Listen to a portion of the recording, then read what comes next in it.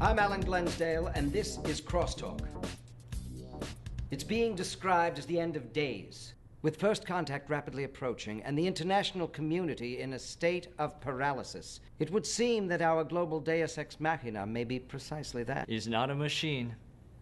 Tonight we will be discussing the phenomenon known as Little Mo. My first guest is an astrophysicist and a member of Moon's experimental test pilot program, Dr. Carl Estes. I'm sorry, Alan. I can't describe what he is any more than what is obvious. A ventriloquist's dummy.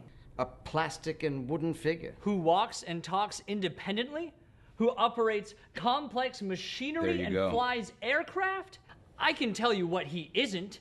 He isn't a robot, a mechanism, a computer, a machine, a child, a midget, a remote-controlled gadget. Our other panelists tonight include former senator and independent party spokesperson Hugh Grale and human rights activist Lester Kincaide. Gentlemen, welcome to Crosstalk. Senator. Look, I'm no more insensitive to the mysteries of the little guy. When he and his ex-partner split, what was his name? William Jefferson. Then this puppet up and walks into an army recruitment office? Precisely. On his own? This was incredible. This sort of thing just doesn't happen. But Little Mo was ultimately accepted as a separate sentient being. Yes. The kids love him. He's just not human. But does that give Moon the right to treat him as any less? I'm glad you raised that question, Alan.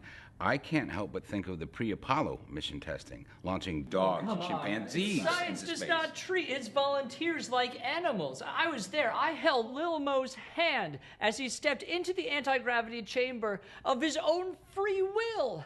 Then you know he is a self-aware being. And another more apparent point, even though he doesn't eat and breathe as we do, he is very much of a race. It's a paint job, Lester. Not in that... He was made a certain way. He communicates a certain way. Gentlemen, he behaves if I may get back to my original question. Does Moon have the right to treat Little Mo as they do, sending him off into space, knowing, as all the experts have said, that this is another suicide mission? That's my question. We do not know what is out Many there. other people are likely to die. He's a volunteer. Nobody twisted his little arm.